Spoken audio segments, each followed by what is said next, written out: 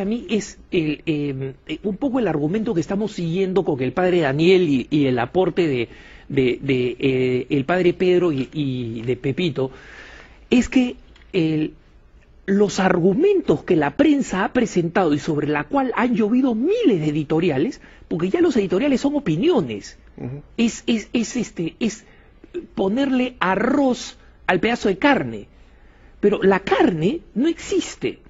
Y por eso es que me gustaría, padre, si nosotros podríamos volver, el caso alemán es una farsa, el caso de Murphy es un escándalo, la manera como ha sido presentada, para favorecer al pirata de Anderson. En el tercer caso, nosotros tenemos dos acusaciones más, una que se refiere al padre Tita en la diócesis de Tucson, también otro depredador sexual que nadie defiende, y finalmente un caso en la diócesis en Oakland, en California. Brevemente, padre, ¿podrías hablarnos de qué se ha dicho y cuál es la verdad de estos dos últimos casos? En el fondo se dice más o menos lo mismo.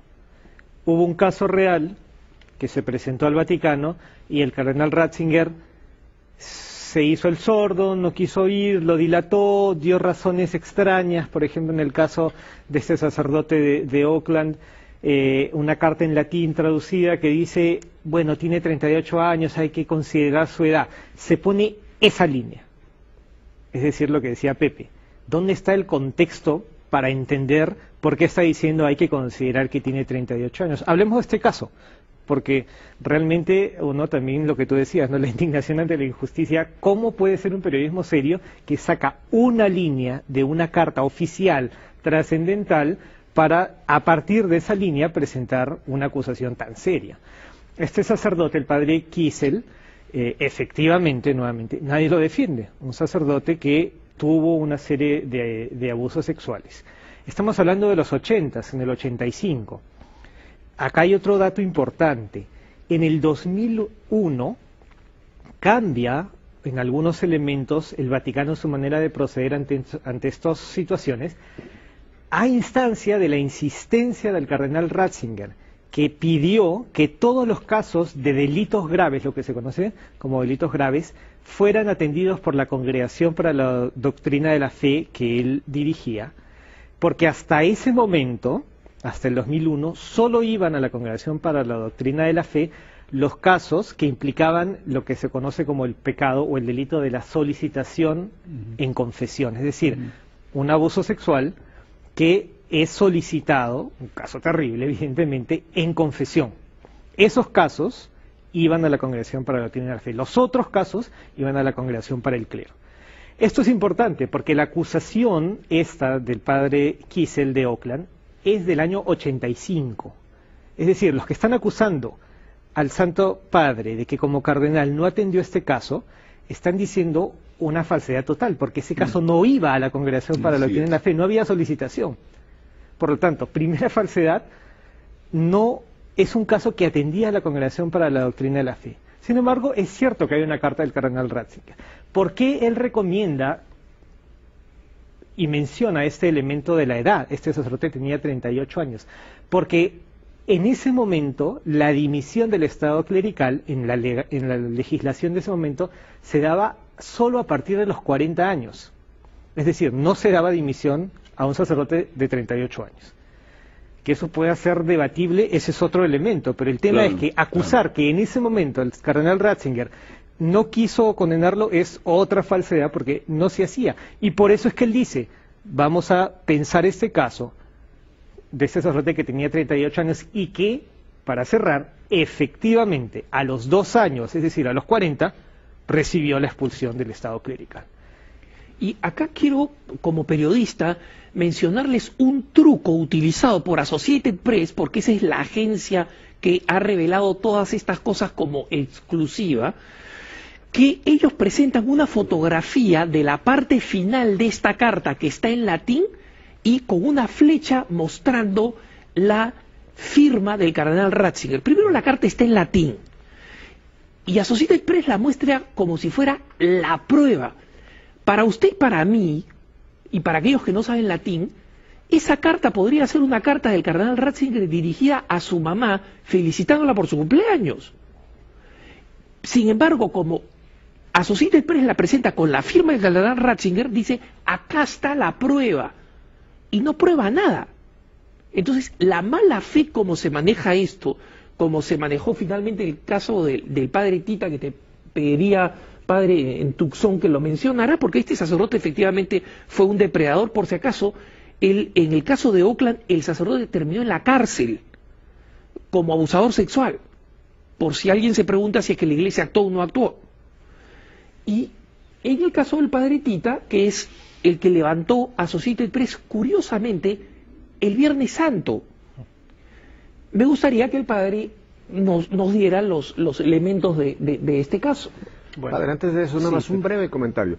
¿No es interesante que todos estos ataques, no solamente este último, siempre sido lanzados en Cuaresma y Semana Santa? Buscan un tiempo litúrgico nuestro, donde la gente quiere concentrarse en su vida espiritual, y todos estos medios aprovechan este tiempo para sacar y toda esta sarta de mentiras y verdades, porque no estamos negando que ha habido muchas verdades también, pero cómo hasta los tiempos son escogidos, Alejandro, para lanzar estos ataques al Papa y a la Iglesia. Sin duda. Sí. Padre, entonces, es un caso en realidad sencillo. En el año 97, el juicio que se realizó contra este sacerdote, efectivamente culpable, concluyó con la dimisión del Estado clerical. Él apeló, no porque fuera inocente, porque tenía el derecho, como cualquier criminal tiene el derecho a apelar en un juicio. Él apeló. Lo complicado y lo que generó efectivamente una demora es que apeló esta sentencia en el contexto de lo que ya mencionamos hace un momento. En el 2001 se reformó para bien la legislación de los procedimientos para atender estos casos. Esta es un motu propio que dio Juan Pablo II. Todos saben que a pedido del cardenal Ratzinger, que se llama la Sacramentorum Sanctitatis Tutela. Este documento se publicó en ese año y por lo tanto generó un cambio administrativo. La Congregación para la Doctrina de la Fe en ese momento, obviamente, recibió una cantidad de casos impresionante que hasta esa fecha no le correspondían. Es decir, el escritorio, digamos así, de la Congregación para la Doctrina de la Fe, que tenía unos cuantos casos de los que hasta ese momento iban ahí, solicitación en confesión, se llenó repentinamente de una cantidad impresionante de otros casos, bueno, no digamos impresionante, una cantidad mayor que la que tenía, que evidentemente hizo que esta apelación, que justamente cayó en el contexto de este cambio, se demorara. Ahora, se demorara porque la condena se confirmó en el año 2004, es decir, se reconfirmó lo que ya se había dicho después de este tiempo y de revisar nuevamente el caso como había que hacer, que es que efectivamente ese caso implicaba, ameritaba la expulsión del Estado clerical. Padre, antes de irnos a la pausa, que nos falta unos minutitos nomás, y vamos a volver después con lo que nos están preguntando nuestros televidentes y radioescuchas, el caso del padre Maciel y su relación con el cardenal Ratzinger. Mientras la Santa Sede determinaba la expulsión del Estado clerical del padre Tita, el padre Tita en Tucson estaba depredando niños, seguía libre y suelto como llama en puna. Es el mismo caso de los demás. Él no estaba ejerciendo el ministerio.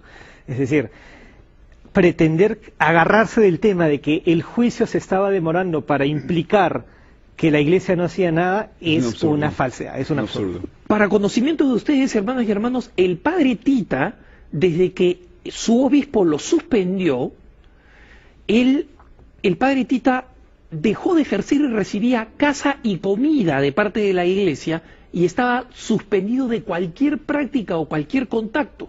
O sea, la Iglesia no había fallado en esto.